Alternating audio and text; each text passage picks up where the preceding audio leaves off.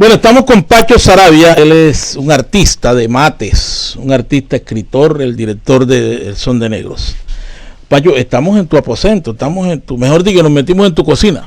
Bueno, bienvenido a mi casa. Es una casa que hemos construido mi esposa y yo para vivir agradablemente en medio de los libros y en medio de las cosas antiguas. Esto parece un museo, parece un anticuario, parece la casa de un loco, parece la casa de un investigador. Bueno, pero te dicen que estás loco, Pacho. O sea, a los escritores, ¿por qué le dicen locos? Ninguna persona cuerda ha hecho que el mundo evolucione. El mundo es de los que son capaces de ir mucho más allá de lo que piensan las personas que nunca han hecho nada y que se llaman cuerdos. Ya, nosotros somos personas que evolucionamos en el pensamiento y por eso a veces nos metemos mucho en el tema de la lectura y pues nos ven haciendo cosas muy poco normales para algunos. Entonces a veces nos dicen loco, pero eso para mí no es sino un gran premio y un gran reconocimiento al trabajo que hacen las personas que, como Einstein y como otros locos, cambiaron el mundo. Bueno, pero tampoco la gente tiene, mire la cantidad de libros que hay aquí. Mire, es una cantidad de libros que, Pacho, pero es que la gente tampoco está equivocada cuando te dice que está loco, porque yo te cuento, esa cantidad de libros. La gente me pregunta siempre, ¿y tú te has leído todos esos libros? Entonces yo le digo, bueno, yo soy comprador de libros y a veces tengo libros que todavía están vírgenes, pero como yo hago investigaciones, entonces estos libros me sirven mucho como soporte bibliográfico para cada una de las investigaciones. Y también leo novelas y leo cosas que me entretienen. Entonces, sí, me dicen, no, es que las personas que leen mucho se vuelven locos. Digo, no, ya estoy loco hace rato. Pero esa es mi vida está aquí, en este pueblo que quiero tanto. Aquí está mi biblioteca, está mi familia, está la gente que quiero, está el Son de Negro, está toda la esencia de mi vida está en este pueblo y está aquí en este sitio. Yo aquí puedo durar 8 horas sentado trabajando en mi computador, en donde escribo cosas. Aquí en esta biblioteca hay 4 libros que son míos, hechos por mí, que son... 4 libros escritos por ti. Sí, ¿Cuáles sí. son? Bueno, el primero fue coautoría, Mates, el camino abierto de su historia. El segundo fue... ¿Los tienes por allí? Sí, aquí tengo algunos. Vamos a buscarlo, Pacho, vamos a buscarlo. Este es uno. Este es el primer libro que escribimos, Orlando. ¿Cómo se llama ese libro? Mates en el camino abierto de su historia. Con él ganamos el tercer concurso de historia local del departamento y ocupamos el primer lugar. Este es otro libro que se llama Mates, 475 años de historia, y que recoge todo lo que ha sido la historia de Mates desde el punto de vista de documentos encontrados. También acabo de escribir otro libro que se llama Santa Bárbara, Arroyondo, pueblo negro, reencuentro con su historia, que es la historia de Arroyondo, un pueblo en donde... Pues, Arroyondo, un pueblo cercano más. Sí, claro, hasta aquí 18 kilómetros, mis ancestros, algunos son de allá. Allá yo fui 8 años secretario de gobierno, fui alcalde encargado y tengo un gran afecto por esa tierra. Entonces también escribí otro libro y estoy escribiendo aquí ya el trabajo, un hermoso trabajo que se llama Genealogías Matenses. Este libro tiene 600 ese libro está muy gordo. Sí, está gordísimo, porque es que esto recoge la historia genealógica de Mates, es la historia de las familias que llegaron a este pueblo desde su fundación, familias tan antiguas como los Altaona, como los Pimienta, como los Martelos, los Bozas, los Martínez, los Castilla. Son los raizales. Sí, los raizales. Entonces aquí uno puede encontrar la historia de los primeros que llegaron, y además de eso tiene una galería de fotos de personas de las familias que murieron hace mucho tiempo, y es recoger la historia genealógica de Mates, es la historia de la familia. En esa historia, Pacho, ¿qué te impactó? En esa historia donde habla de las familias tradicionales de Mates. Bueno, me impactó que Mates es un pueblo de mujeres que daban sus apellidos a sus hijos. En épocas pasadas pues era muy difícil que una madre soltera bautizara al hijo con el apellido del padre si no eran casados. La iglesia tenía unas tremendas prohibiciones y era muy injusta con las mujeres, y muchas mujeres tenían que darles el apellido a sus hijos. Al estilo talibán. Exactamente. Entonces encontré que aquí hombres muy, digamos, hombres importantes de esta sociedad matense que fueron hijos de madres solteras y que orgullosamente llevan el apellido de sus madres y lo hicieron crecer. Ya, entonces encontré una cantidad de cosas. También encontré documentos de gente, digamos, expósitos, gente que dejaban en las puertas de algunos hogares y que esas personas adoptaban esas personas como hijos suyos y terminaron siendo hombres importantes de Mates también. ya, y encontramos porque desafortunadamente esa marca queda en el registro de nacimiento, y al revisar el registro de nacimiento encontramos que eran hijos de Expósito dejados frente a la casa de Julano de tal, y no tenían madre conocida, eran anónimos que llevaban al niño ahí, y esos niños fueron adoptados por familias y después terminaron siendo grandes hombres de Mates. Bueno, en Mate vemos algo, Pacho, que hay negros y también hay blancos. ¿Cómo es eso? Bueno, durante la época de la colonia, Mate tenía una doble condición. La primera condición es que era un pueblo de asentamientos de españoles blancos que eran dueños de propiedades, haciendas esclavistas, grandes haciendas que surtían a Cartagena de miel, de vituallas, de ganados, de carne, de leche, de queso, de maderas para hacer casas. Entonces Mate se convirtió en un epicentro, pero Mate durante la época de la colonia también tuvo un papel importante porque aquí se prestaba el servicio de transporte en recuas de mulas desde Cartagena hasta la Barranca del Rey y viceversa, que era el camino que unía al interior del país durante la época de la colonia, no había otra vía. Entonces Mate tenía el privilegio de ser quienes prestaban esos servicios, los matenses. Aquí llegaban personas a tener hasta 200 y 300 caballos, y esos caballos estaban a disposición para arrastrar los carruajes. Exacto, no, bueno, carruajes no, cargados las mulas con sillones, porque las carreteras no se prestaban para eso. Eran recuas de mulas, así como hacen los campesinos del interior del país cuando cargan el café, así también en Mate se prestaba el servicio. Y entonces en Mate habían blancos en el casco urbano, pero también alrededor de Mate habían familias negras que eran, digamos, negros esclavizados que vivían y constituían los palenques. Aquí hubieron casi 4 palenques alrededor de Mates. Ya, y también en las grandes haciendas habían esclavos como la hacienda Santa Cruz, la hacienda Bololó, la hacienda de... Por ahí tengo... Eran palenques. Eran palenques que... Palenques son reductos de esclavos que se escapaban. Sí, claro, los palenques eran poblaciones que constituían los negros que huían de la esclavitud y se internaban en zonas inhóspitas donde las autoridades tenían problemas para internarse y recapturarlo. Entonces, en esta zona habían varios palenques, primero porque había una zona inhóspita de bosques en las zonas de Montes de María, pero también habían islas en la zona cenagosa de lo que hoy conocemos como el Canal del Dique. Entonces ahí se internaban muchos negros. Por ejemplo, aquí tenemos cerca la Ciénega del Palenque, ya, porque había un palenque ahí, y más adelante, arriba, llegando casi a Calamar, estaba la Ciénega de los Negros, en donde también se ubicaron negros y era muy difícil que las autoridades los persiguieran hasta allá.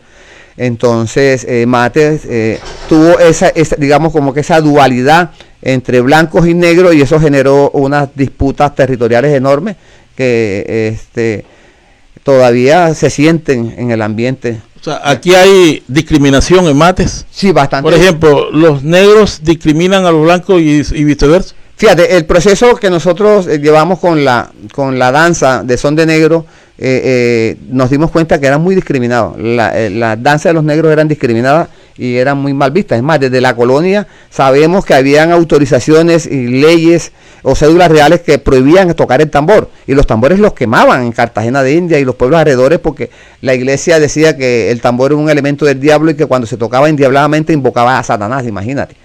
Ya, entonces lo que se pretendía era acabar con toda el proceso cultural de los negros que fueron traídos como esclavos, el proceso de culturación, o sea, hacerte olvidar tu cultura a punta de violencia, que eso fue lo que pasó con los negros, pero ellos fueron tan resistentes, y por eso hoy hablamos de música de resistencia. Esta es una música de resistencia, porque resistió al tiempo, y otras que se sincretizaron en prácticas de la Iglesia Católica, ya se encristaron, ya, y la Iglesia lo permitió. Pero esto fue un proceso de lucha, de discriminación, aún sigue vigente, porque todavía hay sitios en Cartagena, que es una ciudad en donde el 75% de la población es afrocolombiana, en donde no permiten el exceso de los negros. Bueno, estamos hablando con Pacho Saravia, él es Francisco Saravia. Pacho, pero tú eres un loco peligroso, porque mire, allá está la imagen de Bolívar. Claro, yo soy bolivariano. ¿Tú eres bolivariano? Yo soy bolivariano. Yo pienso que hace poquito la UNESCO determinó que uno de los hombres más importantes de la humanidad fue él, y decían que un hombre murió a los 43 años y que recorrió más de 15.000 kilómetros a loma de caballo, y que libertó 5 países de América, y que además de eso era hijo de una familia pudiente que pudo haber tranquilamente quedarse pues gozando de los privilegios que tenía él como descendiente de español, pero no, él se preocupó por libertar a estos países del yugo español y lo logró y a costa de su propia vida, porque todas esas caminatas que hizo recorriendo a parte de América del Sur, pues disminuyeron su salud y murió a causa de todo esas de tuberculosis, claro, en claro. la Quinta San Pedro Alejandrino. Exacto, en Santa Bueno, Pacho, ¿cómo está su academia? Usted me dijo que tiene especialidades, incluso también le gustan los estudios, Pacho. Sí, yo soy administrador público egresado del ESAP, pero además de eso también cursé una maestría en gestión y promoción para el desarrollo local en la Universidad de Valencia en España y una especialidad en cooperación internacional al desarrollo. Además de eso he cursado casi 25 diplomados sobre diversos temas, ciencias políticas. Acabo de terminar uno en metodología para la enseñanza de la danza, ya, y para la creación en temas de danza, porque estoy metido en danza y tengo que actualizarme en temas de danza con el Ministerio de Cultura. Entonces yo vivo en un proceso permanente de aprendizaje. Yo soy alumno de un gran motivador mexicano que decía que quien deja de aprender empieza a envejecer y que solo el estudio y el conocimiento nos hará jóvenes eternamente, y por eso yo no aparento la edad que tengo. Y entre otras cosas, no vaya a decir la edad. Bueno, Pacho, ¿no has pensado en política, Pacho? De pronto lanzarte a un cargo de aquí en tu municipio. Cuando yo vine de España, vine con mi programa de gobierno dispuesto a aspirar a la alcaldía. Imagínate, yo soy administrador público, tengo estudios en ciencias políticas y en temas que tienen que ver con el desarrollo. Pero cuando llegué aquí me dijeron que tenía que tener 400 millones de pesos para aspirar a la alcaldía. Yo dije, yo no quiero comprar 400 millones. Sí, en ese entonces me dijeron que 400. Entonces yo dije, yo no voy a ponerme eso. Pero entonces yo pienso que... Pero no has aspirado a consejo, nada de eso. No. Yo no he aspirado... una vez aspiré a la Junta de Acción Comunal y soy delegado de la Junta de Acción Comunal. Es uno de los mayores privilegios que he tenido en cargos de elección popular. Ya yo estoy... El tema de alcaldía no está en tu proyecto de vida. Eso no está en mi proyecto de vida. Yo pienso terminar 4 libros que tengo ahí en mi computador. Tienes 4 publicados y tienes 4 en salmuera. Exacto, 4 en salmuera. Manuscrito, como le dicen los escritos. Los tengo ahí en mi computador y hay uno que se llama Mates, Memoria, Legado y Cultura. Ese es uno de los libros que más amor le tengo porque es contar la historia de la cultura de Mate. Mate es uno de los pueblos que más aporte le ha hecho al folclore colombiano, aunque no creamos que sea así, porque cuando hablamos de Mate en la zona, de evitar del municipio de Mate, incluyendo San Basilio de Palenque, porque somos mates. Ya, entonces yo hago un recuento de lo que ha sido la cultura matense, la biografía de cada uno de esos grandes cantores que hemos tenido, los creadores culturales, los gestores culturales, los dichos, la medicina tradicional, la leyenda, el tema de la brujería. Mate es un pueblo que estaba muy ligado a la brujería y cuando uno llegaba a la ciudad de Cartagena decía... ¿Hay muchos brujos en Mates? Sí. Ya. ¿Todavía hay o ya no hay? Pues todavía los hay, porque por ahí veo carros a último modelo haciendo filas en la casa de algunos amigos que vienen a consultarlos. ¿Podríamos hablar con un brujo de esos? Sí, sería interesante. Un día de esto vamos por allá donde uno para que le hagan una entrevista. A ver, Mates fue un pueblo en donde durante la época de la colonia hubieron muchos brujos, porque como la oficina de la Inquisición en Cartagena tenía los radares puestos sobre la brujería, entonces todos esos brujos que prestaban su servicio en Cartagena se mudaron a estos territorios y la gente venía de Cartagena a consultarlos acá. Entonces ya en este territorio estaban más lejos del radar de la Inquisición, que era quien los juzgaba y los condenaba, ¿verdad? Condena severa, condenados a la hoguera, a la horca, imagínate. Entonces pues Mate tuvo una fama de pueblos en donde existían los mejores brujos y los más sabios de la comarca. Entonces cuando uno llegaba a Cartagena y uno decía, no, yo soy de Mate, entonces le decía a la gente, tú eres de la tierra de los brujos. Entonces eso está muy ligado también a esa actividad, ese saber hacer que se tenía durante la época de la colonia y la época republicana en este territorio del municipio. Bueno, Pacho, no podemos irnos de su casa. Ya por acá veo una cantidad de diplomas, Pacho. Por acá veo, mire, diplomas también. Veo una piezas arqueológicas. Sí. Mire, por aquí están estas piezas. Vamos a ponerle aquí a la cámara. Piezas arqueológicas, Pacho. Sí. Bueno, ahí están. Además, conservo sillas antiguas. Esta silla. Bueno, las sillas. A don Cristóbal Bosa, esta silla. Esta silla. Sí, uno de los patriarcas de las familias de Mate, don Cristóbal Bosa Pereira, que fue el padre de Simón Bosa López. Esta silla fue regalada a una señora y ella se la regaló a su hija y su hija a su vez a otra nieta. Y entonces yo, conociendo la historia de la silla, pues un día le dije a la dueña, hombre, esta silla que va a ser, que no, esa silla va a terminar en el fogón. Yo dije, no, esta silla para mí tiene un valor histórico enorme. Entonces yo, cuando llegan los amigos importantes, le digo, siéntese aquí en la silla de don Cristóbal Bosa. Entonces le cuento la historia de la silla. Exactamente. Y acá también tenemos un radio, bueno, que perteneció a una familia muy importante de Mate, también en los Bosa. Un radio, mira, es un radio, ese sí. radio ya no se ve. No, eso es un Philips, imagínate, ese radio. Ahí se escuchaban las noticias de la Segunda Guerra Mundial, la gente se actualizaba sobre qué pasaba en Europa durante la Segunda Guerra Mundial. Y este televisor era el televisor en donde veían las peleas de Pambelé.